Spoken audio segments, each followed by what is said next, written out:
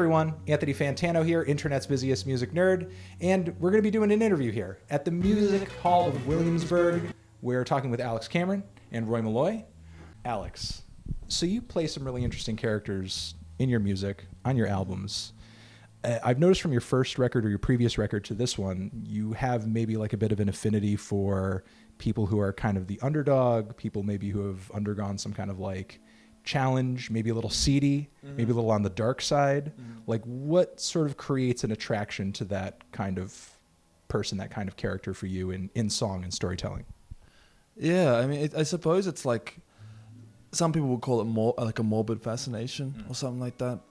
I don't know, I feel like when a character goes through a microscopic sort of like personal tragedy,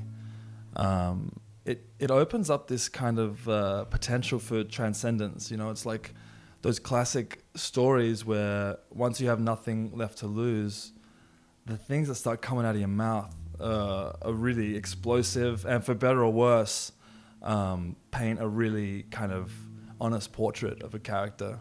It may not be who they are as a person overall, but it certainly is like a powerful moment that I think is a really interesting way to explain like the human condition or like humanity in general. And Roy, because I feel like you play an integral role in the storytelling of these characters, at least in a musical sense, it seems like a lot of what you're bringing to the table kind of almost softens the image of that character, almost brings kind of like a sensuality to it, you know, especially when it comes to the sax playing. Like, can you kind of explain exactly how what you're doing plays into some of that character portraits that Alex is bringing to the table? Oh, sure. I mean, I guess I can't take too much of the blame for it, but I guess when I'm playing horn, Alex is all about tone, you know. So I just try and keep it chesty and keep it low and lonesome, you know what I mean? And if that helps people relate to what they're actually hearing sonically, then that's wonderful. Would you say nostalgia is something that purposefully is thrown into the recipe, or is that just something that inadvertently comes out of the music? You know, kind of this older, new wavy, almost soft rock kind of vibe. We decided we were making the record, especially Forced to Witness, and I just had a fascination with a type of synthesizer, which was the Korg M1, which I think was sort of designed in the late 80s, but kind of came to prominence in dance music in the 90s. It's just this like, I would describe its sound as like severely digital, you know. I wanted to use that synthesizer because I felt like a lot of the lyrics that I'd written had this kind of like sort of decrepit veneer, and I felt like the synthesizer had that texture to it. The Korg M1 was a big part of the record, and it has a nostalgic sound to it. But when I'm like making records, especially with the last two, Jump in the Shark and Forced to Witness, I want the sounds and the songs to be as though the characters themselves had made them. So when I did something like a song like Happy Ending from Jump in the Shark, it's a sort of disgraced banker who's living at home with his parents. So I just wanted to be like, I want to get inside that guy's head and figure out what kind of miserable instrumental he would make by himself.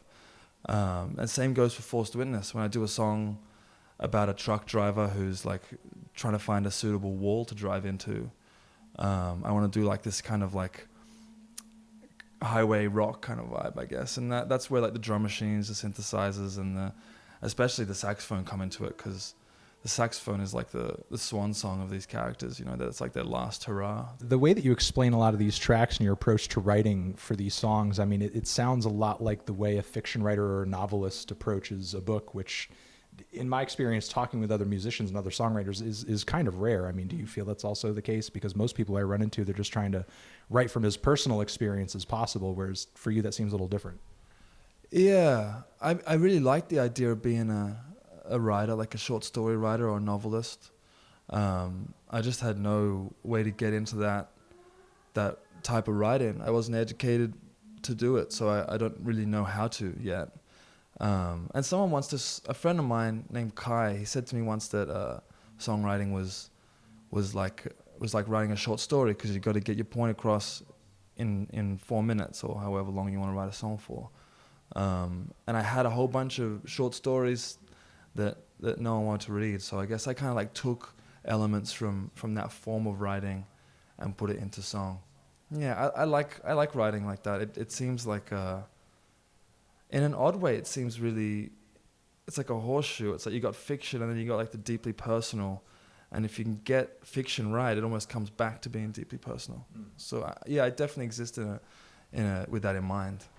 Going off of that point, are there any elements of your storytelling, specifically on Forced Witness, that you've pulled from personal experience but have kind of peppered into the stories that you're telling? Yeah, I'd say it's amplified. I take a thought or something that I've witnessed or a moment that's either happened to me or someone near me, and I go to the edge of reason, I guess is the like the cliche you'd use.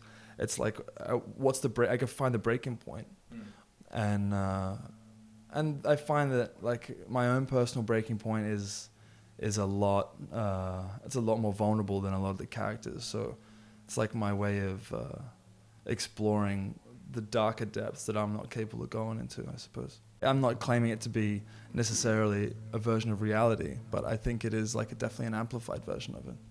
Well, also in the process of doing that, from some reactions that I've seen online, not only in my praise of what you've done, but also just reading other articles of what you've done, some people think some of the art and some of the stories that you've told are kind of like take a problematic tone. Okay. You know, are you as problematic as some people kind of make you out to be? I don't know. I feel very like the message is really clear on Forced Witness in terms of like, if you want to talk about my personal politics, you know, it seems if you're going to listen to Forced Witness and take it at face value, I mean, you're going to struggle with a lot of fictional works, a lot of art, a lot of movies, I come from an understanding that everything's on the table when you're making music and writing songs, especially. And as far as being problematic in this day and age, I mean, I think the real problem would be if I was who I am, which is essentially just a white guy. If I wasn't saying something or telling a story that had a point to it, that to me would be more offensive. I'd be just existing in a realm of good fortune and not making a comment, which I think is lazy. I feel really fulfilled with the message of the record. I wanted to ask you about, I guess specifically on this latest record, what I read to be is almost like a bit of an infatuation with the love song, you know, the idea of love in music. Is there anything personally that you have that kind of attracts you to that? Do you feel like the love song has as much juice as it used to? Do you feel like it's still kind of a relevant medium? I'm always thinking about it because I want to write love songs, but for whatever reason, I keep putting these kind of twists on them. It's like a friend of mine told me that I've got to stop doing it. He's like, you can't keep making, he calls it weird. He's a really clean guy. And he's like, you can't keep writing these crass songs. It's going to alienate people. But I also felt like the world was so decrepit and there was so much filth that like a Puritan take on songwriting just is entirely irrelevant, I think. Yeah. So I just want to do something real, and I'm fascinated by the mode of the love song, because listening to a lot of love songs growing up, I felt that I just know that they're so one-sided. It's always male perspective. It's all like the one song I listened to a lot years ago. We were on tour in America, just me and Roy, and we listened to that song "Jesse's Girl," that Rick Springfield song, and it's about this girl. He's so obsessed with Jesse's girl. It never even mentions her name in the song. It's all about the other guy. Yeah. So it's this weird kind of like love song, which is about a woman, but it's all vicariously through this other man.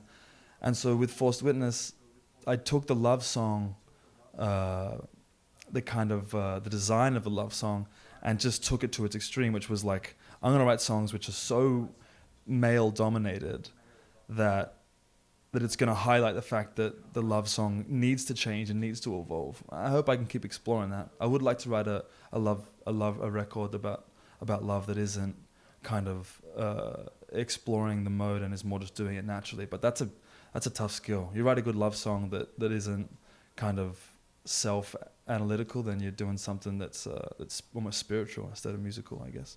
Well, also, a lot of the most popular love songs, at least over here, there is a little bit of a conceptual or a lyrical twist to them. And it's done so subtly that a lot of people don't necessarily get it. Like I remember for years, people were totally obsessed with like Whitney Houston, and I will always love you, which isn't really like a love song. Obviously there's a twist there where you can't be with the person anymore, but it's to the point where people don't get it, where they would play that song at weddings. You know what I mean? It's like, you're obviously not getting the concept of the song, but it's like, if you kind of write it in a way where it feels like a love song, even if you're telling a different story, like people will kind of buy into it. Yeah, I think that it's the same thing. No one really wants to hear a song about how, unless you're writing ringtones, no one wants to know how happy you are, really. People don't relate to happiness. I don't relate to a happy song. I relate to like something where there's got to be something you're risking, you know. It's got to be, you got to be walking on a knife's edge when you're making music, because if there's nothing at stake, then no one's going to tune in for the gamble. All right, I'm going to get in the middle of you guys over here. Just like slide over a little bit. We're going to do like a lightning round. So next album is a 10 if you guys get enough of these right. So vinyl or cassettes? Cassettes. I'm not going to tell you guys whether you got them right or wrong. It's all, you'll know when the album is scored a 10 or not. Henry Rollins or Ian MacKaye? Rollins. You're more of a Rollins guy? Yes. More of a tough guy, badass? I don't know that he's all badass. You think he's a little bit of a softie? There's an emotional core there for sure. Let's say for the purposes of, quote, chasing pussy online, are you more of an MSN Instant Messenger guy or an AOL Instant Messenger guy? MSN. See, I told you. He was questioning me earlier about the use of MSN. And Bee Gees or AC/DC? Oh, wow, AC/DC. AC/DC, okay. All right, let's see. All right, so Bon Scott or Brian Johnson? Bon Scott. So Bon Scott or Jimmy Barnes? Shit. Got me in a corner here.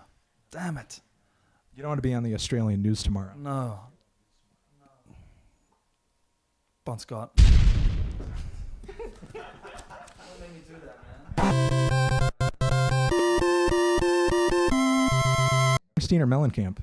Springsteen. Okay, that was an easy one. All right, this one's just for you. Gluten or gluten-free? Gluten-free, baby. All right, which one do white people need to stop playing? Didge or uke? Didge. Didge, okay. They need to stop playing Didge. Anthony, Jeff, Murray, or Greg, who is the best original Wiggle? I mean, Greg had it kind of locked down. When I was a kid, all I wanted to do was wake up. Wait, no, wake up Jeff. It was Jeff. Jeff needed to wake up. Yeah, Jeff needed to wake up. Okay, yeah, so I'm a Jeff guy. I was a little... The reason I like Jeff is because actually I kind of hated him. But he's the guy I go home thinking about. Lionel Richie or George Michael? George Michael. George Michael, okay. Yeah, I'd figure.